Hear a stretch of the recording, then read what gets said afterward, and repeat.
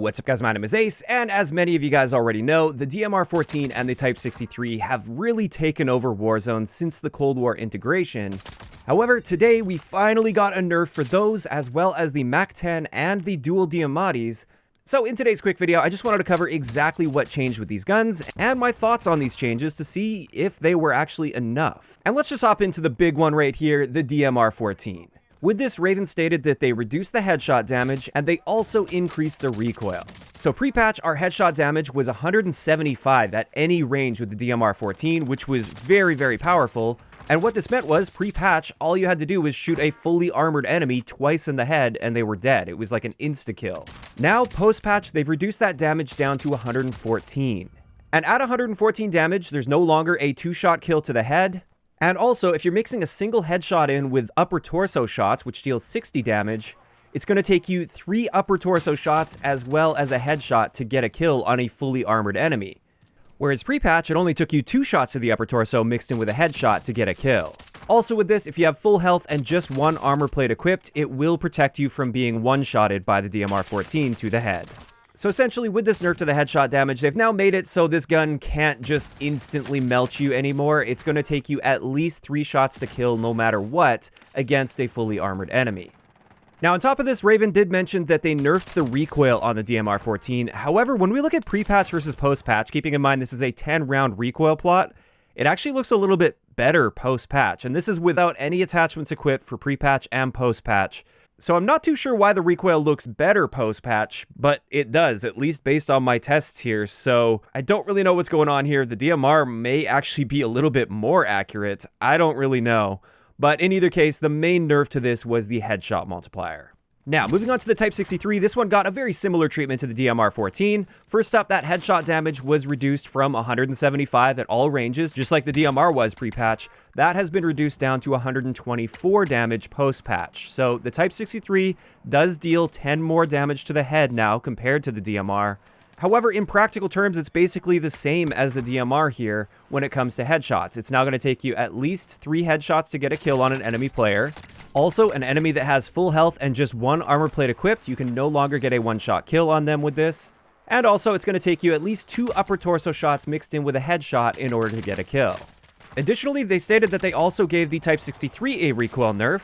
And once again, if anything, it looks a little bit better post-patch. I don't really know why it looks a little bit better, but to me at least, the recoil pattern looks slightly better post-patch. Not really all that different at the end of the day. So when it comes to recoil with both of these tactical rifles, they are pretty much just as good as pre-patch, if not maybe even slightly better, even though they're not supposed to be. However, at the end of the day, like I said, the main nerf to these guns was to that headshot damage multiplier, and this is really what these guns needed, was a nerf in that way, so that you could no longer just instantly two-tap people at any range to the head.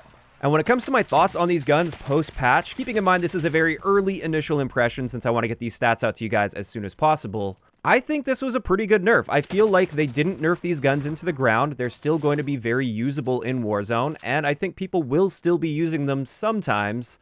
However, they're no longer that amazing dominant gun that nothing can compete with because they don't have that amazing 2-shot kill potential to the head against a fully armored enemy. And with that, now let's move on to the next gun that got a bit of a nerf in this update. This is the Mac 10 SMG. This SMG has sort of taken over the SMG meta, and people have been using it as their secondaries very effectively since the integration. And all they did to this one is they reduced the headshot multiplier. Previously, the headshot multiplier was 1.6, which is quite high for an SMG. They've cut that down to 1.2 now. So up close pre-patch, we would deal 40 damage per headshot, which is quite a bit for an SMG, especially a really high fire rate SMG. Now post-patch, you're going to be dealing 30 damage up close to the head.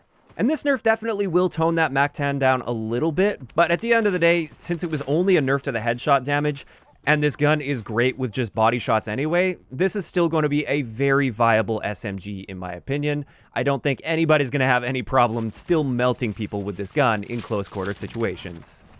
But finally, we've got the dual Diamattis. These also got a nerf, and they really desperately needed one. These things were absolutely dominating everything up close. And with this, we got a nerf to the hipfire spread while using it with dual wield, which, as you can see here, this is with the 5 milliwatt laser equipped because, in practical terms, everybody that's going to be using dual Diamattis should also be using a 5 milliwatt laser. But you can see pre-patch versus post-patch, they increase the overall spread by about 25%.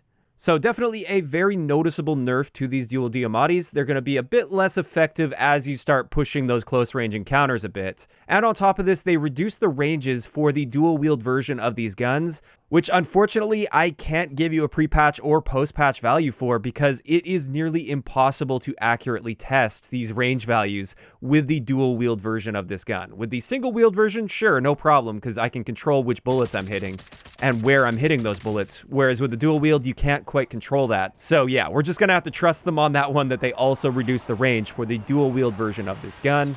And I've got to say, this appears to be a very noticeable nerf to these. I don't think these are going to be completely useless post-patch, but they're definitely going to be a lot weaker than they were pre-patch. However, I did want to make a note here that even a single Diamatti is incredibly powerful in Warzone as a close-range secondary weapon that you don't need to use overkill for. And therefore, I would recommend giving it a shot because, to my knowledge at least, they haven't touched the single-wield version of this gun at all. It's only the dual-wield that got nerfed.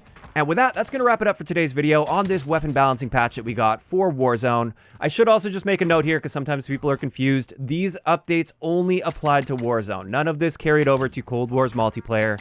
This is only for Warzone. But of course, I'd like to know in the comment section below, what do you guys think of these nerfs? Do you think the nerfs were enough? Do you think the DMR and the Type 63 are no longer going to be those dominant weapons? Or do you feel like they nerfed them too much and they're no longer viable? Just let me know those thoughts in the comment section down below. If you enjoyed the video, a like rating is always appreciated, and don't forget to subscribe for more if you haven't already. I'll talk to you guys next time.